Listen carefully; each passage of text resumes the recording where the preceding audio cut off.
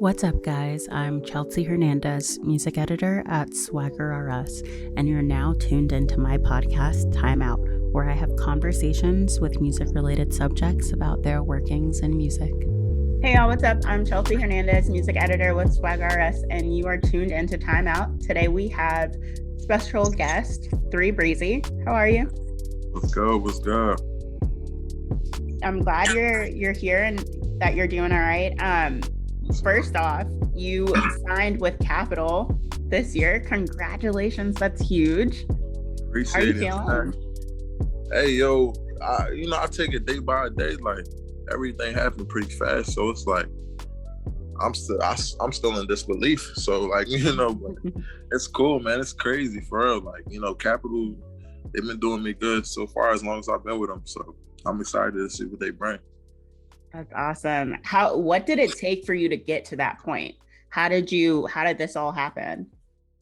Yeah, it all started through TikTok. They found me through TikTok. I've been using that platform to push my music.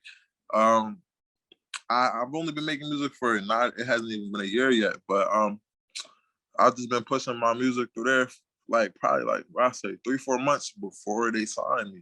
So really before they signed me, I was only taking music seriously for like 3 or 4 months. So that's why I'm saying like it's crazy like how fast everything came. So I'm like, wow, like because I know people who've been making music, been trying to get signed for years. You know what I'm saying? So it's like it's really a blessing how fast everything came. So that's why I stay level-headed about it because you don't want to get too caught up in your head. There ain't nothing to take them blessings away. So yeah. No, I completely respect that. And I agree. I think definitely taking it one day at a time and not letting it all go to your head and get to you will definitely help with longevity. I wanted to ask you, because you said you were only doing this for like 3 to 4 months before you had even gotten signed. What made you decide to pursue music? How did you get into this? Yeah. So yeah, pretty much like I was working I'm at my fault. I was going to school because I'm to get my vet tech certification. So I had just got out of I just got done doing my college classes. I just got my certification. This was before COVID hit. So originally I was gonna go work at the animal hospital, right? But then COVID hit, so it shut everything down. So I'm like, damn, I got so much time on my hands. What the hell am I gonna do? Like, yeah. So I was on TikTok and I seen somebody talking about how they made a song on their phone. I have all this free time. I'm just in my room playing the game every day. So I'm like, yeah, I'm gonna make a song. Cool. I made a song, but at that time, it was just something me and my people was just bumping the car. It was nothing like the intention wasn't to take it crazy. I already had a little following on TikTok because I was making like other content. This was like during November, so I'll say between like February until like October, I was just making music for fun, just to play around. It wasn't until like November is when I first put out my song on TikTok, and that song was Gangsta with it. So when I first put that one out, I forget what it had, like I like 300K in a day. I was like, yo, that's crazy. Wow. Like I wasn't taking it serious at first, but I'm like, yo, a lot of people was messing with it. So then I just decided, I'm gonna put this song out and see how I do. I put it out, and like in the first day where it had got like 10, 15K. But for me, like that's crazy, somebody who don't take music serious. I'm like, damn, like yo, I could do this for real. So that inspired my album, my Murder She Wrote album. Cause after that, bro, like a week later, I was like, yo, I'm gonna just make an album. Fuck it, I'm gonna just see where it goes. So I made an album in like a week, recorded it off my phone and everything. Wow. I put it together and I had my song next to her on there, which is like my most popular record at the moment. So it just went crazy like that. That album, it started doing well. Like all these people, producers, labels start hitting me up throughout that time, and it turned out to what it is now. So it was just like this was never, bro. If I spoke to you a year ago and you asked me what you want to do in life, where you see yourself a year from now, I'd say working at an animal hospital, animal shelter, something like that. Not being an artist, like so it's like, damn, this shit just came out of nowhere. But I love it though. I love it. Can't complain. How has your life changed, or has it changed much since signing with Capitol and pursuing music professionally? Um, the only thing, my fault. The only thing that really changed is I'm just a lot more busy. They got me traveling. I'm actually in LA right now. It's my first time. Nice. But before that, I never really traveled. I stay in Jersey. I never really traveled outside of Jersey. So they just got me going different places and stuff, which is that's cool. You know, they get me out of my comfort zone. Definitely more busy, meeting a lot more people. Because also before this too, like I was just always a person like I keep to myself. I'm cool. Like I ain't never did parties and nothing, so I'm like cool off of people and stuff. But like, so it's definitely helping me become a more social person. You know, just meeting great people every day, traveling more, seeing the world more. So yeah, I mean, like, it's just cool, and like this is only the beginning for real. So I got a lot more ahead of me. So like 0 to 100, Yeah. all at once, pretty much. Bro, most definitely, man. Most definitely, like, crazy how life can change. Yeah, that is crazy. But I mean, it seems like you're handling it really well. You're very down to earth. So that's good. Just stay like that. I wanted to ask you, having been raised by women and growing up around women, how important is it to you as someone with a pretty big following right now to preach like respect and positivity towards women in your music? It is big to me, especially growing up with my great grandmother. Like she influenced me a lot. Like she's like my best friend. Like we always talk. Like she's like the most important woman in my life. She don't teach me nothing. Like she teach me all about like respect and all that. So like it's just big on me. And I want to do stuff. Thankfully, she's still around too. Because a lot of people don't. This is my great grandmother. A lot of people don't even have their grandmother around. So it's kind of a blessing that she's still around and she's able to see me do what I'm doing. And I know it's making her proud, especially the messages I'm putting out. So I definitely want to continue doing that, making her proud. Yeah, that's good. And so what did your family think? Like, how did they react? I'm sure because it was sudden for all of you. How did that go? Yo, that's crazy because like before then, like while I was between this time, like, I didn't even really tell them I was making music. So this just came out of nowhere for them. Like they would just notice like I'd be up in my room, ducked off, like I don't be coming downstairs. I just be in my room. And they always like, oh, why is he always in his room? Like he don't come down. Little they know I'm up here making music. You know what I'm saying? I'm going crazy up there. So then like it just came out of the blue when I finally brought to them. Like they was like, all right, he's just making music, but they didn't know I'm doing this for real. So like it just came out of nowhere to them. Like I kind of like how it played out like that though, but they supportive of it too. So it's all cool because they for a second they thought I was just chilling in my room, not doing shit. Like you know what I'm saying?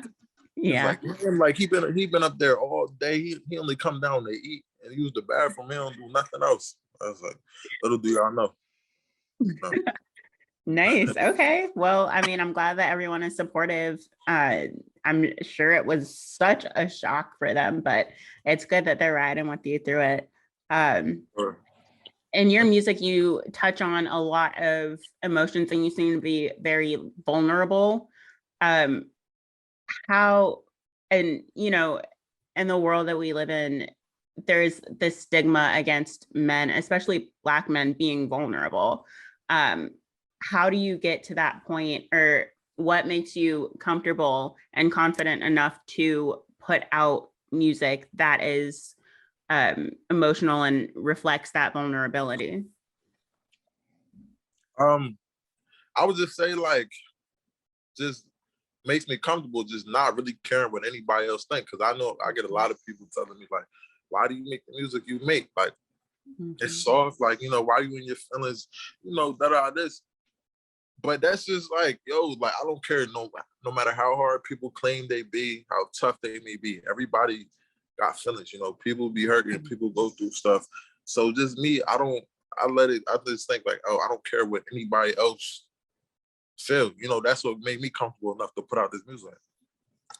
If if somebody don't like it, that's cool. Like, I'm not doing this for you because I know there's thousands of people who can relate to my message. Rather than, I'm not gonna let one person who thinks it's corny or whatever stop me from helping, like, a couple hundred people. You know what I'm saying? Because I know not only do I go through this stuff, but a lot of people do. And there's people who suffer in silence too, like, who don't even speak up about it. So that's why I know, because, for a minute, like, I be going through stuff, but I ain't never talk about it, because I always thought, like, you a man, like, you can't show, you're vulnerable or nothing. Mm-hmm.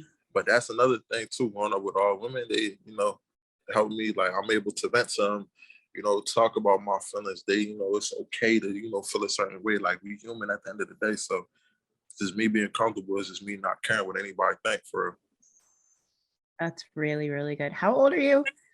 21. 21. Okay. Yeah, that's a really tough mindset to have at 21.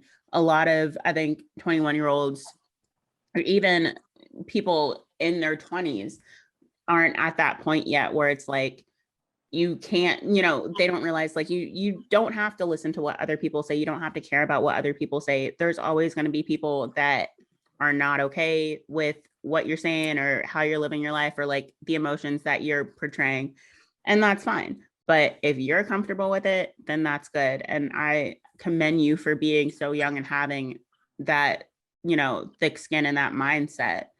That is great. And I think that's going to really help you in, especially getting more into music and, being around more people is definitely going to help you. So I commend you for that. I appreciate it. Another thing I tell people is, and this is just not even with music, like in life general, I didn't start seeing any progress with anything I did until I stopped caring what anybody think. Mm-hmm. You know what I'm saying? Sometimes you just got to take that chance, man. The people who really support you and love you, no matter what you do, they're going to ride with you. Mm-hmm. So, like I say, you're not going to start seeing progress until you stop caring what people think and just do what you like to do what you love. Yep, I agree.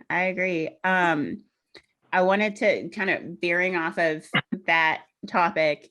You're releasing your project soon called Catch a Breeze. So, like, just tell us a little bit about it. What is it about? What song on it are you most excited for people to hear? What song on it was the hardest for you to make? For sure. All right. So without telling too much, so I'm gonna just touch on, like, the broad thing about this. So my it's gonna be called Catch a Breeze. Mm-hmm. And pretty much with this, I wanted to get out of my comfort zone a little bit. So I'm trying a bunch of different sounds, different genres of music, touching on a lot deeper topics than what I usually do. So when my fans hear this, like, it's going to be like something they wouldn't expect this from me. It's going to be a lot of songs, but they're not going to expect it because, some people, like, don't really like change. They like what they're used to. Mm-hmm. But, like, this is going to be like, they're not going to expect it, but they're going to fuck with it like 10 times more than they fuck with my other shit. So, and even if they don't, by venturing into other genres, you're opening that door for other people to be drawn to you and to your music. So either way, you're gonna have a fan base. No, for sure. I think, like, the biggest thing, I've noticed with artists who are still relevant is being versatile. Like, you can't limit yourself. You know what I'm saying? You gotta try to be as universal as possible. So that's definitely the goal. I had a couple songs on there that I think are gonna go. I don't want to say too much about them. I want everything to be a surprise, but it's gonna be worth it. I'm telling everybody, it's gonna be worth the wait, because I know my fans been pushing me, like, you gotta drop an album, this. I've been taking, like, my time with it. You know what I'm saying? I want this to be perfect, or at least close to perfect as possible. So yeah, I don't want to talk too much. Just know it's a lot of heat. There's gonna be a lot of good vibes.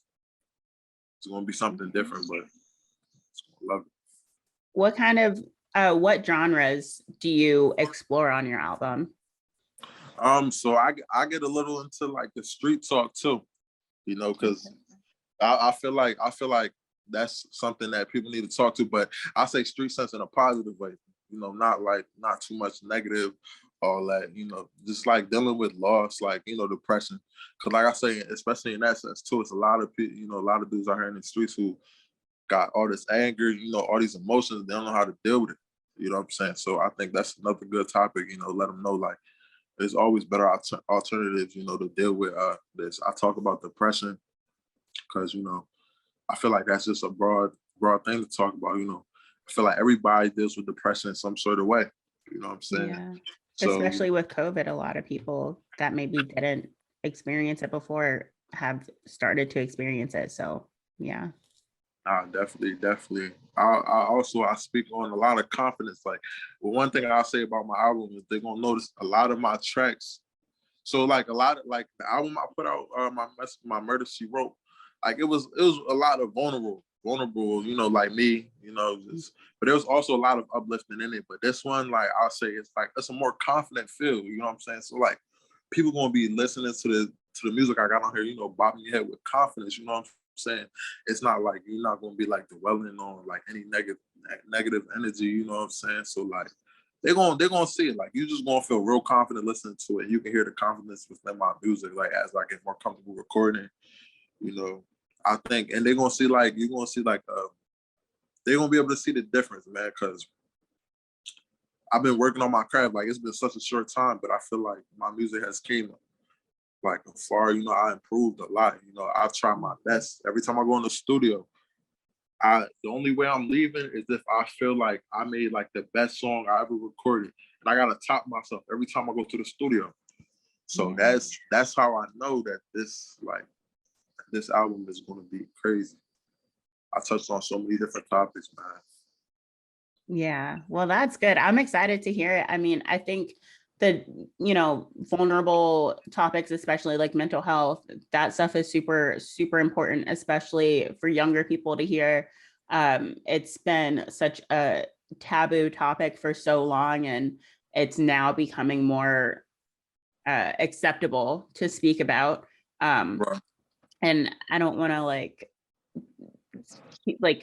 make this a big thing, but as a Black man, it's great to hear that from you. Like it's not enough Black boys, I think, hear that, and there's a stigma with it. So I think it's good that you are that voice and that role model in a sense for people to know that it's okay. Like it's okay to feel these things and and to show these things.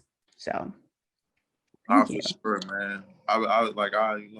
Another thing you hear, you just hear a lot of negativity in all these songs, and like it's not enough positive shit. So I was just thinking to myself, if nobody else gonna do it, like some people say, oh, they do it, it sounds corny, but fuck it, like if y'all think it sounds corny, I'll do the positive shit, but I'll make it to where people want to listen to it. So I'm like, if nobody else gonna do it, I'll be the one to do it. Yeah, I'll take that risk. All the criticism and all that come with it, I'll take all that.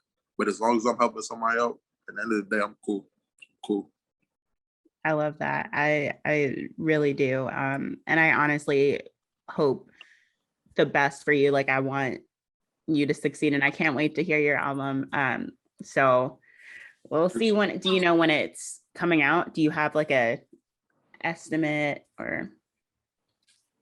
I've estimated, I say definitely probably around like mid-September, early October. So Okay. if not a little earlier, I'm not too sure yet, because I still want to knock out some records, like a shit ton of records, just so I have a good option of like stuff to choose from. Mm-hmm. I'm still in the process of working on it, but definitely I'll say no later than probably October. But Okay. I'll tell them, I know that sounds long, but it's worth the wait. I put in the time for this. I'm working on this daily. It's worth the wait. You know what I'm saying? Sometimes the good stuff comes when you take time. Mm-hmm. You make sure shit is good. So that's what I'm doing for everybody. Awesome. Well, thank you so much. Is there anything else that you wanted to say? Anything you want to plug? I just want everybody to stick with a positive attitude. Remember, it ain't gonna last for long, and that's for sure. You know what I'm saying? Anything you're going through, I promise you, with time heals. It's the biggest healer of all. Awesome. Sure. All right. Well, thank you so much for doing this. And thanks everyone for watching. For the latest in music, fashion, and creative culture, make sure you follow Swagger RS. Thank you for listening to this episode of Time Out, and be sure to subscribe, rate, and share the podcast on Anchor, Spotify, Apple Podcasts, and wherever you listen to podcasts.